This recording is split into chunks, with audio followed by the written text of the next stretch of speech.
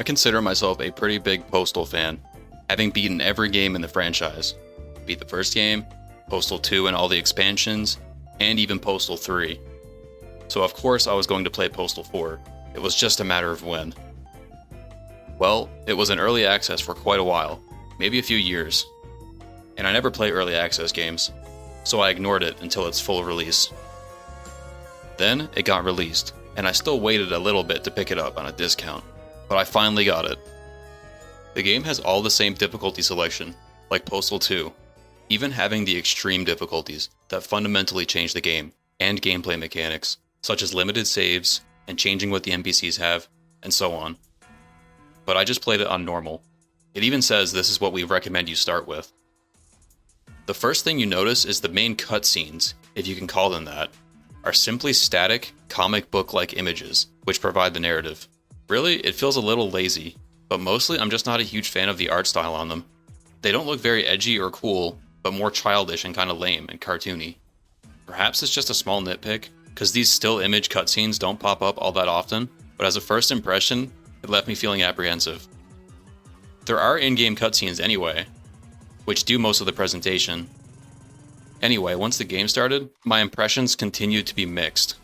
For starters, I was playing on controller, and the game has one of the most baffling and confusing control schemes I think I've ever seen, and it took me a while to wrap my head around it. Each of the bumpers pull up an item wheel, one for weapons, and one for consumables and usables. But even switching back and forth between weapons is janky and inconsistent. Like there's no simple button to go to the next weapon. You have to keep bringing up this wheel, then you have to put your weapon away, bring up the wheel, and go to the first. And if you want to return to a weapon, you have to go through the wheel all over again. It's just clunky. Not only that, but I couldn't figure out how to use items. The very beginning of the game has you picking up a piece of cardboard, and then a marker, and needing to use the marker to write on the cardboard. I couldn't figure out how to do it. I looked up the controls in the menu, and it said X to use, but it wasn't working. It turns out by use on X, it means first pick up the objects, and then the real button was to hold D-pad up. Huh? I don't know why I had to hold D-pad up first, but it was like, ugh. It took an unnecessarily long time to get past the beginning of the game. Not a great start. The presentation and style of the game is a little different than Postal 2. Obviously, Postal 2 was over 20 years ago, so things change. The first thing that's strange is you get a choice between 4 voice actors. For the main character, the dude. The strangest thing is, the default voice actor is John St. John. You know, the Duke Nukem guy. I'm not sure why they made that choice.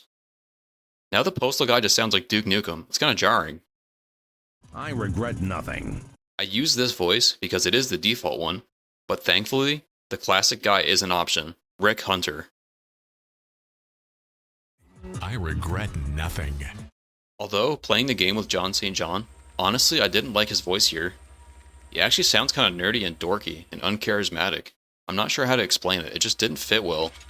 And sometimes it felt like, why am I listening to Duke Nukem while playing Postal? It felt like he was just chosen out of notoriety and novelty and fan service, and nostalgia bait. Like, hey guys, remember Duke Nukem? Well, we got him for the Postal dude. He just doesn't really fit the role for me.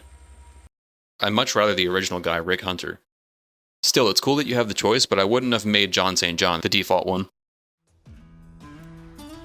I regret nothing. I regret nothing. I regret nothing. I regret nothing. I regret nothing. I regret nothing.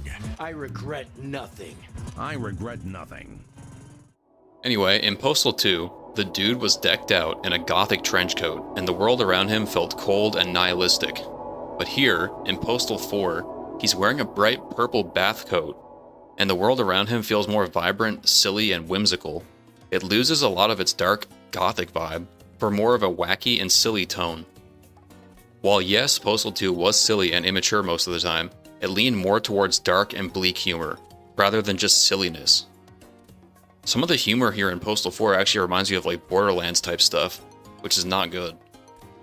So yeah, it feels like Postal 4 leans more towards silly, and the gothic undertones and darkness isn't as much of a focus anymore. It loses a lot of its edge, and that's disappointing. There's plenty of games out there that lean towards the so random and silly, but not that many that lean into dark and disturbing humor. That was what made Postal kind of unique and special. Of course, there's still some of it here in Postal 4, Like, you can still pee on people and light them on fire, and there's plenty of politically incorrect jokes and scenes, but it's undeniable that the tone is shifted. This game, like the previous one, takes place on the weekdays. Monday to Friday are the levels, and I guess the weekend will be DLC in the future. Each day consists of a handful of tasks to complete, usually no more than 3 or 4 tasks per day. I won't go over every single task in the game, but I will say that many of them left me a bit disappointed and wanting more. Like, the very first task you do is the animal control one, where you go to an animal shelter and have to collect animals and put them in a truck that grinds them into meat. It's a great and funny concept. It's actually grim and disturbing, but the execution isn't that fun. You go around throwing treats at cats and dogs, trying to make them follow you, but the AI sucks and is just really janky. Though thankfully you can just kill them and pick them up and bring their dead bodies to the truck, and it works. But the prompts for doing so are a bit broken as well. Common theme you will see with this game is generally most everything is broken, half working, and glitchy as fuck. For example, even just on this first mission, where I encountered how terrible the enemy AI is, most of the time they stand around doing nothing, ignoring you. Sometimes their animations even break and they just slide around the floor. Sometimes they shoot at you, then ignore you, then go back to being peaceful. Other times, they snipe you across the map with hit-scanning bullets and have perfect accuracy. The AI is a total fucking mess. Like, some of the worst AI I've seen in, like, maybe decades. To make matters worse, the entire saving and loading checkpoint system is a complete disaster. It's a broken clusterfuck that makes no sense. It will autosave frequently, and you can get checkpoints.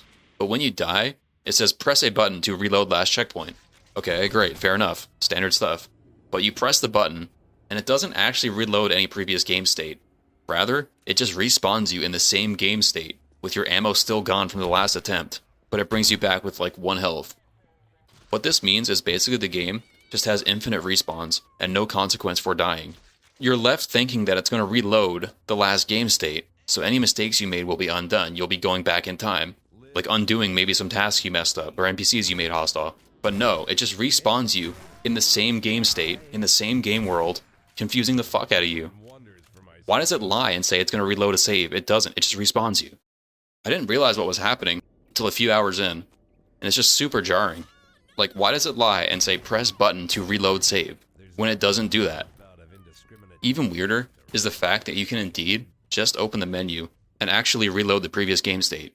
It's only when you die and press the button, it respawns instead of actually loading. Just what a mess. It's a problem because when it respawns you, your ammo is still gone. So if you die a few times, you can quickly find yourself with no ammo. Whereas if it actually reloaded the previous save, you would get your ammo back. It's just really poorly designed. Like, for instance, what ends up happening is you can be in a boss fight, and you can just die over and over, and when you reload last save, quote unquote, it actually just respawns you, and the boss's health doesn't even reset. So you can just die and respawn over and over, and whittle the boss's health down. No challenge, no punishment. Other times, it's like the game knows this is a problem, and tries to get around this with hacky, janky code fixes. But most of the time it's just broken and all fucked up. Like, what the hell are they doing? Anyway, another new addition in Postal 4 is vehicles.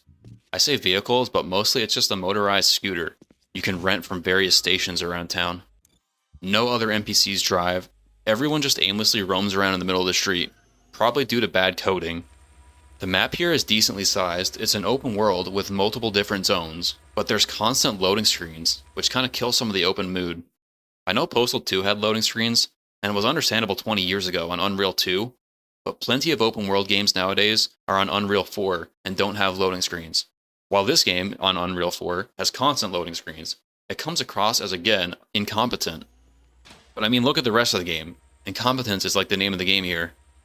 The worst part, though, is you can rent one of these scooters, drive it for 30 seconds, and then be at a loading screen, or worse, it will say a giant message on a screen in front of a tunnel, exit vehicle to proceed. Like, why the hell do I have to give up my vehicle just to enter a tunnel and proceed? It's just bad programming, it makes no sense. It's like they couldn't figure out how to teleport the scooter with you to the next area. The actual map and environment itself is just okay. It's very brown and yellow and deserty. At times it's not much to look at, and frankly kinda ugly. Though it's not uncommon to see lots of areas where models are just floating above the ground, including vehicles, or being able to see unfinished parts of models. much of the game still feels unfinished and untested and very rough around the edges. Even something as simple as walking up the stairs can be messed up, making you have to jump repeatedly to actually go up them. It just doesn't feel like it was tested much in some of the areas, and most of the game is unpolished feeling. But the environments does have a surprising amount of details and things to look at. Like almost every building is interable and unique, many of them having their own set of silly jokes, posters, paintings, and wacky things laying around to laugh at and be amused by. Many locations are filled to the brim with interactable stuff to do, like the fun park or the mall, though I feel like the various sections of the world could have more distinctive features. Like maybe instead of every area being the same sandy desert with a few dozen houses, maybe one area could have some reddish sand, and maybe one area could even be wintry. How would winter make sense? It doesn't have to. Barely anything in this game makes sense.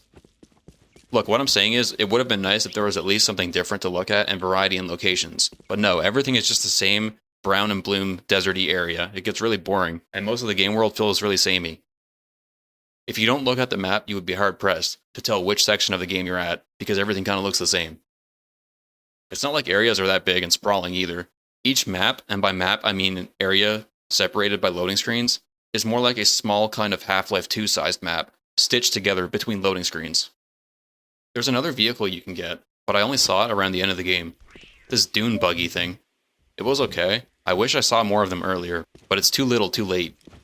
Really though, the addition of the vehicles is questionable. For one, it further makes the tone of the game more zany and silly. You're going around in a purple bathing coat, riding a motorized scooter, listening to the radio songs, blaring stuff like, "Pull my finger, this one's gonna be a stinker," over and over. Like, what the fuck? Pull my finger, it's gonna be a stinker. Pull my finger, straight out of my sphincter. Pull my finger. Where's the dark humor? This is just really silly. Postal 2 was almost scary, it was so edgy. It was all black comedy and stuff and disturbing. Meanwhile, Postal 4 seems to have almost entirely abandoned such black humor for the constant shit jokes and wacky humor. It's like Reddit personified or something. It's a little disappointing. But still, I found myself smiling at it and laughing more than once. Anyway, the scooter makes it so you ignore most of the game world. In Postal 2, you felt incentivized to check out all the different locations and houses for pickups, and you were more up close and personal with the game world. Meanwhile, in Postal 4, you spend a lot of the time just mindlessly driving past everything, staring at the minimap, trying to get to the next objective. It kind of takes something away from the experience, being on this scooter the whole time. But at the same time, without the scooter, the game may have been too dull, with too much walking back and forth. So, pros and cons, I guess. Some tasks are fairly straightforward and mundane, like Sewer Worker, where you climb around a sewer, utilizing Unreal Engine 4's physics-based props, picking them up and jumping on them to reach certain areas and heights, going around replacing light bulbs, and whacking piles of shit with a shovel to unclog some sewage pipes. Another one, you go to a prison complex, opening up jail cells and shooting waves of enemies. But really, this is a poor introduction and another bad first impression of the game. You'd think they would want to front-load the beginning of the game with some eye-popping and ridiculous, interesting levels. Instead, it's almost like the worst missions are in the beginning of the game. The sewer segment is way too long and dull. All you do is change light bulbs and attack some goofy cartoon-looking rats and smack piles of shit with a shovel. Speaking of the shooting, how is it? Most of the guns from the classic arsenal is back. The Desert Eagle, Standard Pistol, Shotgun, AK-47, M4, to the weird pigeon mines, and throwing scissors, among others. Game features aiming down the sights, unlike Postal 2, which is a new addition to the franchise. But really, it feels like a standard Unreal Engine 4 shooter, but more rough around the edges and janky. Bodies tend to fly back with ridiculous forceful physics, especially when drop-kicking them. But like I said earlier, the half-broken AI can ruin otherwise enjoyable shooting mechanics. The gun models, textures, and animations are all impressively done and feel fun and powerful to use.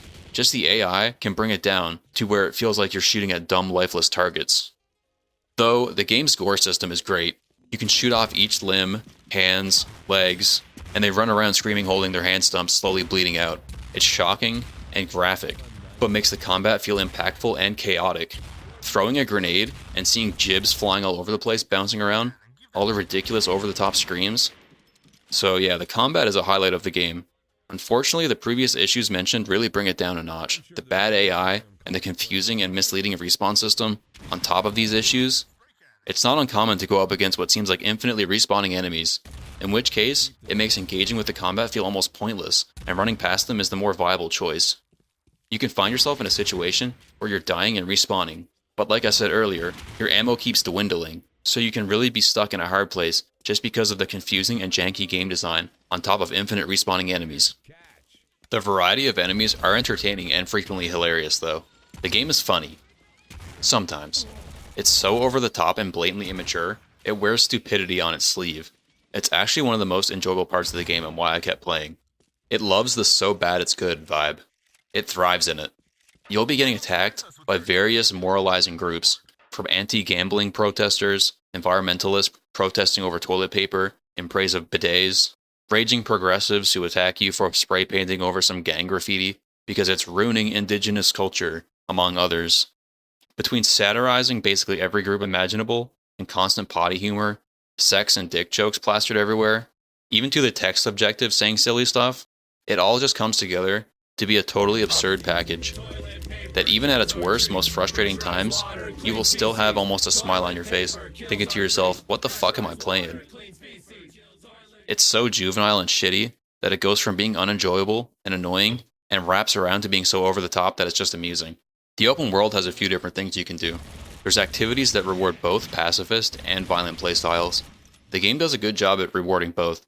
There's achievements for playing the game as a pacifist, so the game doesn't funnel you into playing a certain playstyle. There's even GTA-style rampages this time around, for both styles. There's violent rampages, and there's pacifist challenges you can do, like shooting targets, things of that sort. There's a few ways to spend your money, mostly from vending machines to buy ammo, new guns, and consumables. But I think there's also a pawn shop, where you can sell some of these weird dolls you pick up, but sadly I never found the pawn shop. I think there's a place where you can buy some clothes too, but I never bothered. The end of each day has you returning to some place to ring a bell and sleep for the night, but the game sometimes does a really poor job informing the player where he has to go or what he has to do. The minimap will only tell you the vague general location of the objective. It won't point you right to it. Sure, that's fine enough, but sometimes it added unnecessary frustration and annoyance. This one time, I was at the end of the day and drove to the ending location, but it was this big mansion. All I had to do was walk up to the front door and find some little table with a tiny bell on it and ring it to end the level. But this was before I realized you even had to ring the bell to finish the level.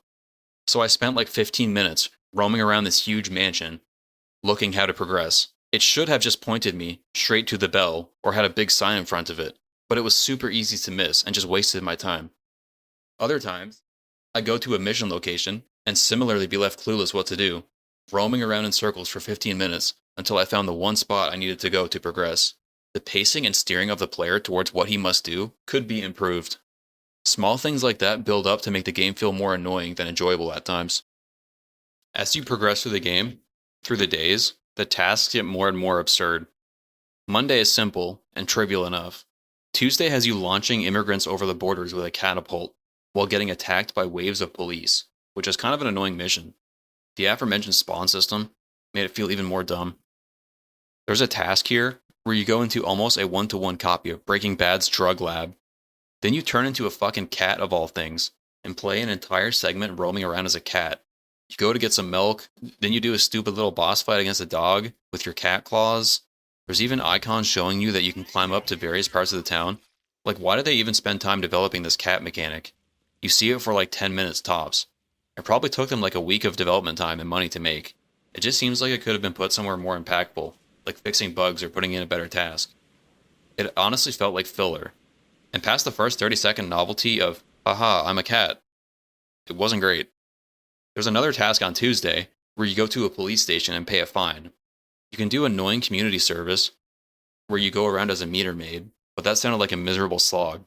So you just go up and pay the fine, but then the police station locks down and you have to escape the police station while everyone shoots at you. This section could have been fun, but again, the janky death and respawn system, coupled with broken shit AI, just ruined the whole thing and made it stupid and frustrating.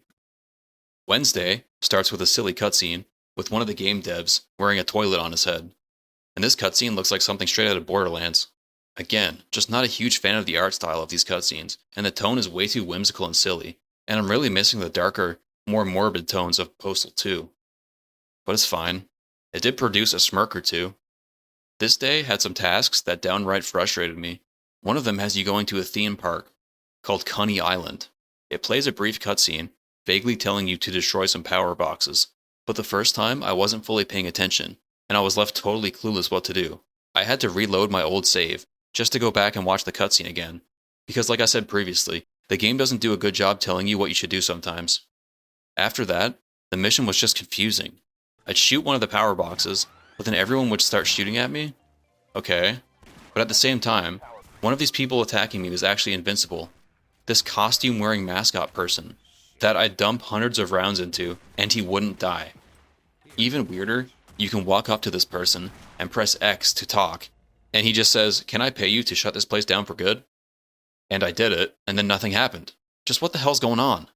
Then there's another DJ person you can talk to and pay her money too, and you say to her, "Go on and leave," and she's like, "I'll see you afterwards," and then nothing happened. I don't get it. Eventually I realized there's tiny icons on the minimap that at least show you the power boxes, so I went around and shut them all off, and then finally completed the task. That whole mission was just confusing and shitty. Though the location looked interesting, with an impressive amount of sights and things to interact with at the theme park. Though I tried using some of the rides and the roller coasters, and it let me press X to get on, but then nothing happened. Of course, the classic petition mission is back. You just go around asking people to sign a petition to put bidets in every house. Except this time, you can equip a gun in your left hand and threaten them with violence to sign the form, which sped the task along nicely and was a funny twist.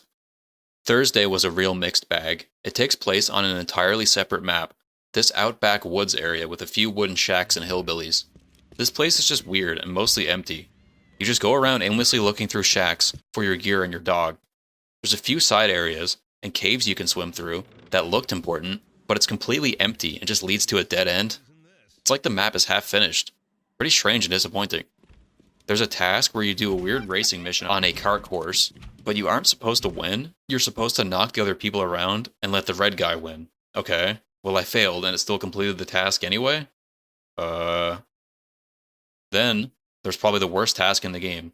A task to be a game tester.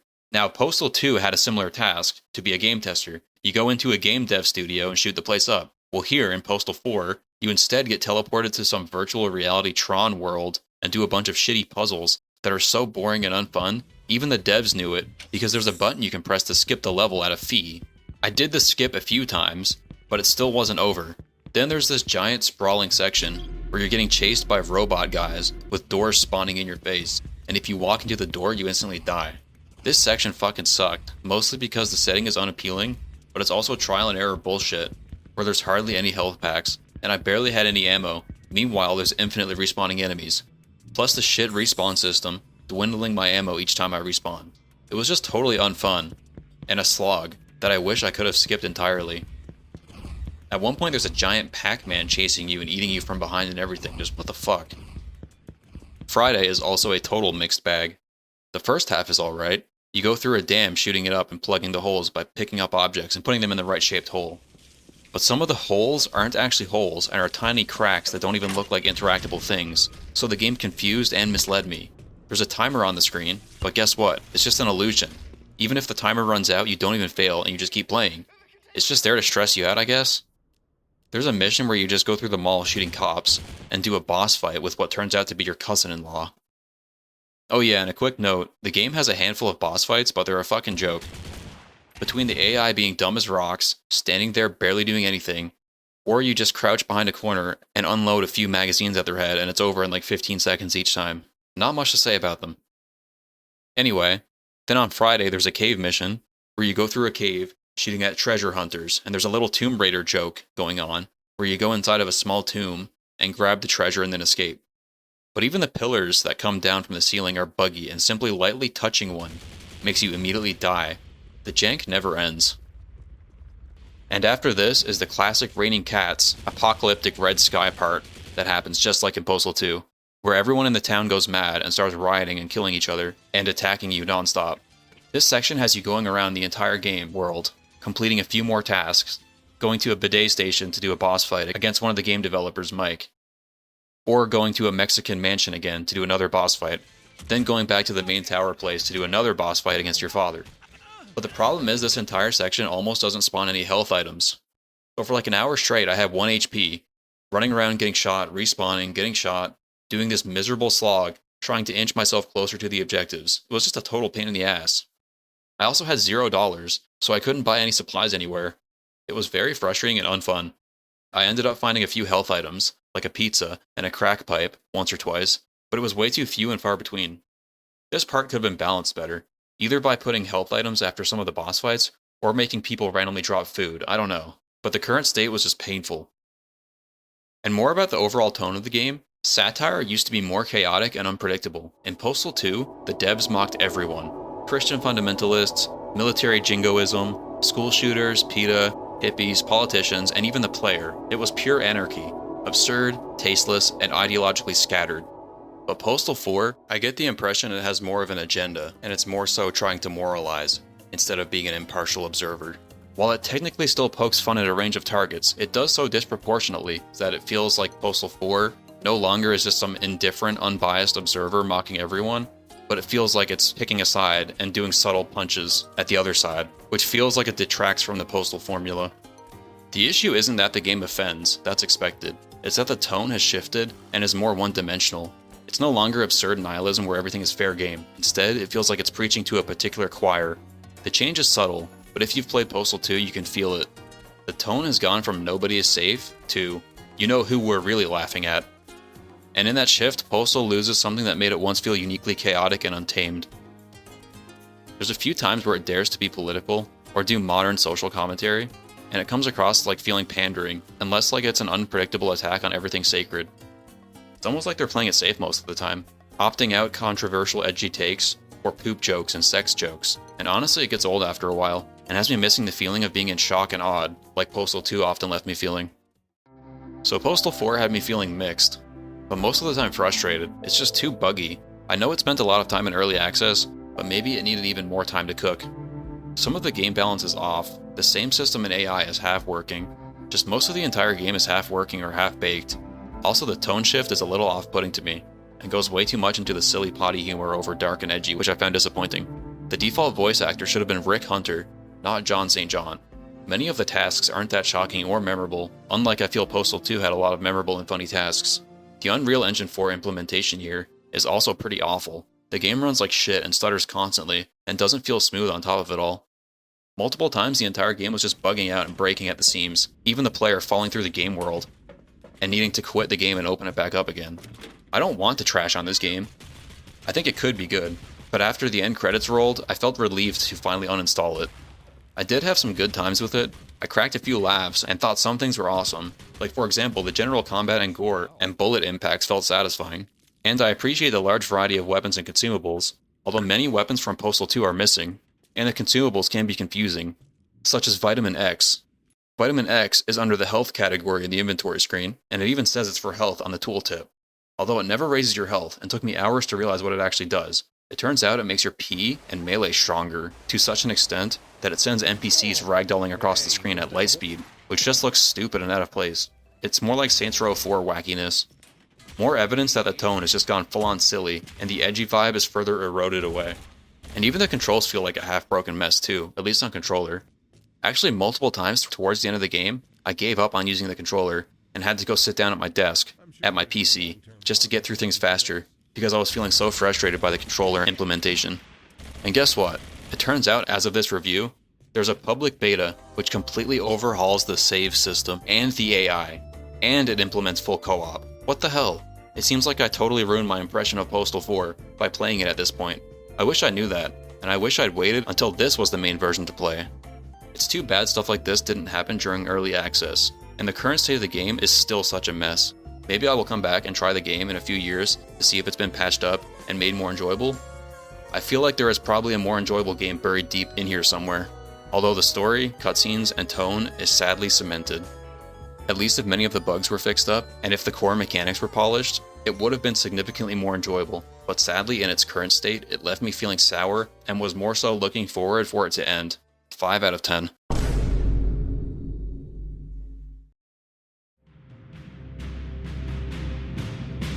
You have blasphemed this place enough, interloper. My disciples may not have stopped you, but your sacrilege ends here. I am Tinklage, and in your final moments, you will understand that the only thing that should come into contact with man's rear end is the gentle touch of a dead tree. Now, do you have any last words? Could I interest you in a bidet in these trying times?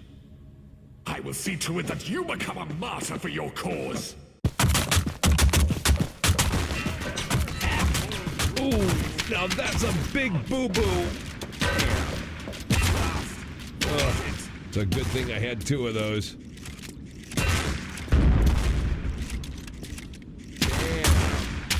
Succumb to us, heretic! By the gods!